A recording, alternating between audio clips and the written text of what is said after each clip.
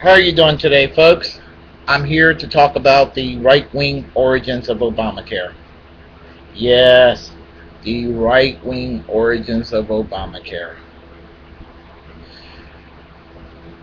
As a socialist, I oppose Obamacare, and I actually do hope that the U.S. Supreme Court strikes down that controversial part called individual mandates. Now, why on earth would a political minority like myself, a socialist, somebody who dares to say I am a socialist, be opposed to what looks like the creation of a public medical system whereby we can catch up with all the other industrialized democracies that have done the right thing and have basic free medical care for 100% of their population. Such a successful program to the point where even many conservatives in those countries would not really seriously want to get rid of it. Well, we have to go back 23 years, 1989. A right-wing think tank called the Heritage Foundation came up with this idea that we're going to have healthcare reform in America. It's going to be inevitable. There'll be discussion of universal healthcare because we, from time to time, have discussed this whole notion of providing medical coverage for everyone. They came up with an idea called individual mandates, meaning that every man and woman, if their employer do not cover them somehow, or whatever set of circumstances that they do not have insurance, that by law they'd be compelled to buy private health insurance. Well, when Bill Clinton campaigned for the White House in 1992, something in the back of my mind told me that he wasn't going to tackle on the health care issue the way it needed to be tackled. I favor single payer national health insurance. And I knew that the Clinton administration weren't going to do that, but I figure 12 years of Reagan and Bush, it couldn't hurt to have Clinton elected, and he would probably try to do something about health care. There was a commitment to keep private health insurance, although probably more on a leash. Basically, companies would have to provide medical insurance to their employees, that sort of thing. But private health insurance stayed in existence. And that was one of the reasons I could not go along with the Hillary healthcare plan. Although one good feature about it back then was it did allow states to go single payer if they wanted to go single payer. Congressman Newt Gingrich in the U.S. House of Representatives, just before he became Speaker Gingrich. U.S. Senator Chuck Grassley of Iowa, and U.S. Senator Orrin Hatch of Utah, all three Republicans. They decided to come up with their own version of healthcare reform. What was it? Individual mandates.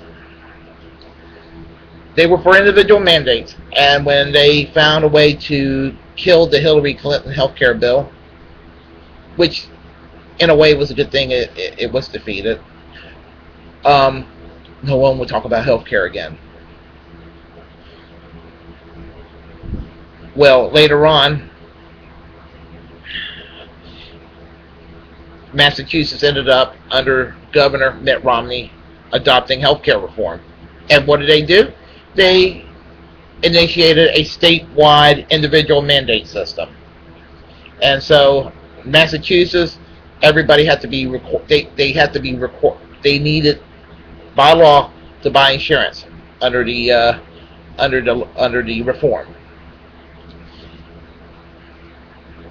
I think that Barack Obama, President Obama, in his naive hope of bringing everybody together, which explains why there's a whole lot wrong with a two-party system, but I'll discuss that some other time. He wanted to bring Democrats and Republicans together. And he figured, why not? We'll go for a health care plan that Republicans seem to be for, and then The Democrats and Republicans will hammer out some details, but it will be a consensus. It will be common ground. It'll be compromise, and we'll have medical care, and everybody will sing kumbaya. Then teabaggers happen, and they started talking about how evil this healthcare plan would become. It was evil apparently because when a liberal Democrat, ends up endorsing a Republican idea, it becomes socialism. But when Republicans are proposing it, well, they're having a vision. Double standard. Double standard.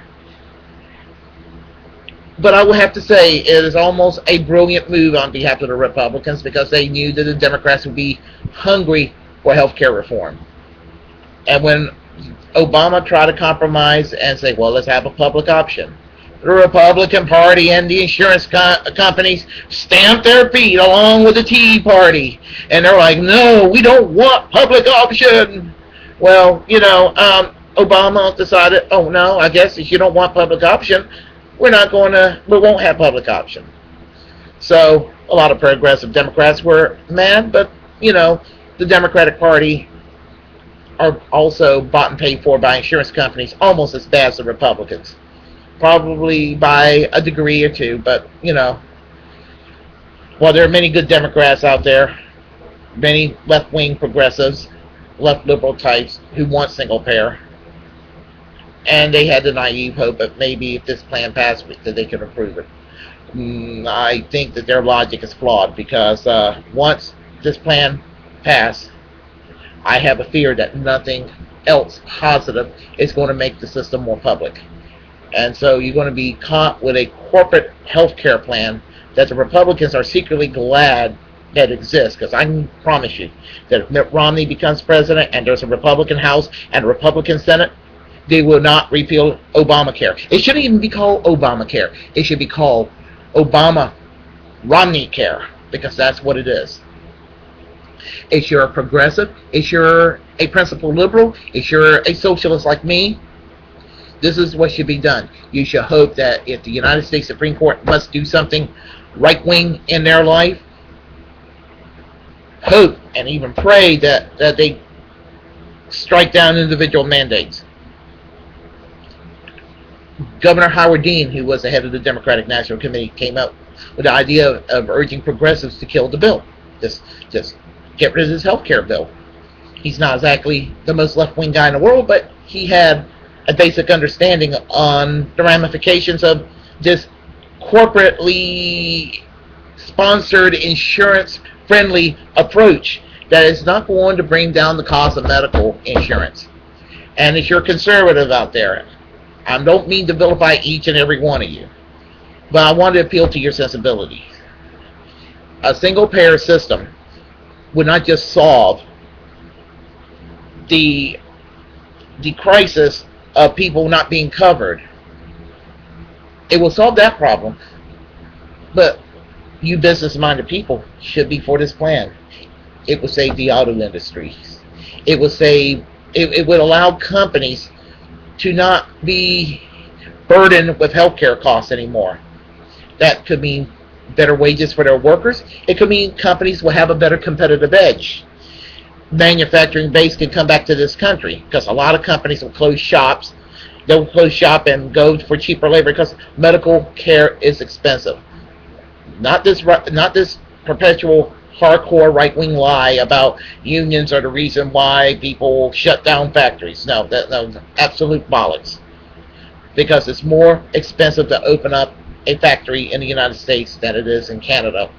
It's more expensive to do that here in America, the land of capitalism, than it is in most European countries. And there's a simple reason, because medical care is the responsibility of the government, and the private sector would not have to worry about it anymore. And for those that are bothered by welfare, you're going to have fewer people on welfare because, Medicaid exists as health care for those who can't work or what have you, and some people go on public assistance to get Medicaid.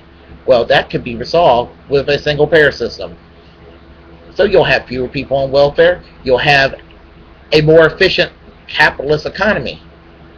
So efficient that that even a socialist like me would say, well, gee, everybody's wages are higher and there's more employment, and that old middle class American dream can come back. It seems to be coming back under this such a system. It also, it would appease the business community, and it would appease those within the socialist movement,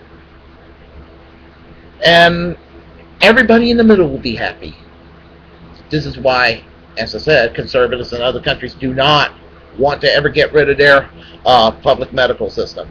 So, Supreme Court, if you're going to do something right-wing, this is the time to do it. Abolish Obamacare, so that later on, when people realize we have a healthcare crisis, we could use a real solution. A socialist solution that will actually bring back the virtues of the good kind of capitalism, not crony capitalism as exists today. Because this healthcare plan is a crony capitalist plan. So, abolish Obamacare. Rephrase that. Abolish Obama-Romney care. And let's have a real solution to our healthcare crisis. Thank you.